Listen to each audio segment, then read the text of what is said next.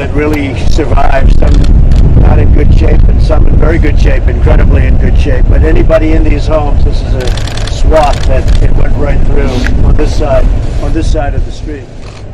And obviously anybody in these homes, for the most part, they were killed.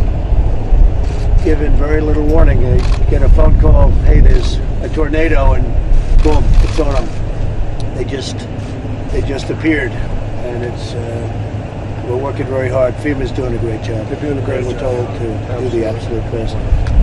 Thank you very much. You have any questions? Mr. President, do you have a message for the survivors?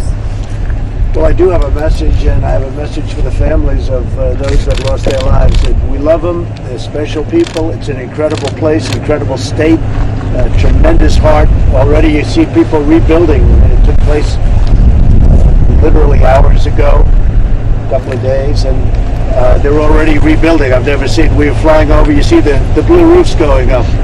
It's all over the place. They're just great people. It's a great state. And they have great leadership in this state, and that's why it's working out like it is. But still, 25 people at least, and some really very badly hurt. Very, very badly hurt. The mayor was telling me some of the houses came down, and they got here right after that happened, and people were walking out of the houses. And you might explain that, what that looked like. It was just, it's a war zone, and it's in the middle of the night. It's very, very difficult to. The first responders, can't say enough about the first responders that were here. Went in, they run in when everybody else is running out, and they ran in and took care of these folks, police and fire and EMS, and it was an amazing night. We had people that were so disoriented. They were wandering out down the roads and through the fields and the woods, trying to get to safety and figure out where they could go. And our great group of responders took care of them immediately, and we're so sad. They didn't know what happened. They just, all of a sudden, they're watching television or something, and all of a sudden they're outside walking on the street. There was one young boy, I heard he was taken out of the house. And he was. One minute he's in his house, the next minute he's laying in his yard. It happened a couple of blocks away. Yes. Another family was the husband huddled over the wife and child, and the roof came off, and he was sucked out. They were all sucked out of the yard. They survived. But I think it's important to note, too, that here in Cookville and Putnam County, while there was 25 deaths in the state, 18 of them were right here in our city and county, 8 of them on this particular street. And so, we can continue to ask for prayers for our community, for these families that are going to be burying people over the next week. Thank you, Rick. President Trump, have you been able to speak to any of the survivors or any of the victims' families while you've been out these days? Yeah, we're doing it. As we're doing it now, we're going to also, I think, stop at the church where there are a lot of people huddled up in the church. It's a cold day, and they're all huddled up. We're going to go to the church also. We're seeing some of the people over here. Another tragic topic regarding the coronavirus. Are you considering deferring taxes for the airlines, cruise ships, and travel companies that are being targeted by this? We're looking at different options. We did get tremendous job numbers this morning that were, if you add the 80,000 to the 270, we're talking in the 350,000 range. But right now, that's not something we want to be talking about. Okay? Thank you. President, you approved federal funding for Tennessee. Can you tell us when we should expect to see that money come to the Very state? quickly, almost momentarily. I did it. The mayor called me. The governor called me. We had calls from a lot of people. That was an immediate emergency, but we spoke and we approved it within minutes of the call. You know about how much? It to be determined. What they need. We're going to take care of what they need.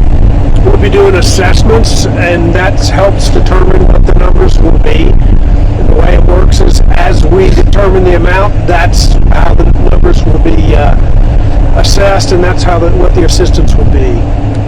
Much of that money goes to help the people that get just wiped out. They're wiped out. They have nothing, and many people died. You've been talking to some people out there throughout the past couple of days.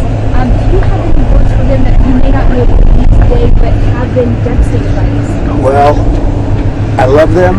I love them very much. That's why I'm here. some people wouldn't be here. There was no way that I wasn't going to stop here first, and I was going to do it yesterday, but they asked me for one more day because they were looking for bodies, believe it or not, up until just now. They pretty much covered everything. But God be with them, and we're going to be with them. We're going to be with them all the way, and I can tell you, the governor feels the same as I do. And the mayors, I want to just congratulate you because the job you've done, everybody's talking about it. They haven't slept in 48 hours. Neither of you, come to think of it. So we're going to go see the people now and say hello to them and do whatever you can do. It's tough. A lot of them have lost people within the family. One family got entirely wiped out. There was one case, though, I heard a young man an 8-year-old boy was ripped out, flown to a certain area, and dropped off at the street 2 or 3 blocks away. And they found him walking. And he said, I just flew in the air. And he was walking down the street 2 blocks away from his home. And how did his parents do? We're not sure exactly how they turned out. They were found deceased. They were deceased. The only surviving dead. member of the household lost his sibling as well. So it took him, and he said, I was carried by the air away from my house. He came back, but his House over there and dropped in the neighborhood back behind. he was over there, and his parents were killed, and his sister. So we're going to go see some of the folks. Calls to 911 reveal what people were seeing and feeling as the tornado touched down in Nashville Tuesday morning. And we are hearing some of these newly released calls for the first time. Hello, sir. Are you okay? Hello, under the Jefferson Street Bridge. I'm trapped. Okay, what are you trapped under? I don't know. I'm super trapped. I got hit. I don't know if I'm bleeding or anything. I need help now. A frantic caller begged for help as an EF2 tornado with 125-mile-per-hour wind moved through the edge of Germantown at around 12:40 Tuesday morning. What are you trapped underneath? I don't know. I can't move. Okay, just stay with me. Help! I'm getting help to you, okay? Help! Okay, you need to calm down. You need to calm down. I'm getting help started to you, okay? Around the same time, another person scrambled to get help for people off of Cockrell Bend, next to John C. Toon Airport. Listen to me, Patrick. Do you know if anybody's injured? We don't know. My ribs are hurt. I don't know where everybody. We're looking for people now. Okay. The building next door to us is gone. Another caller also described the damage and chaos unfolding at the airport. Tornado must have touched down here. We've got trailers flipped over at the food delivery service, and I'm right next to John C. Toon Airport. All I can see is orange in the distance from flames. These were just a few of the calls dispatchers received as the tornado tore through portions of Nashville, as people took cover and did their best to protect themselves and their neighbors.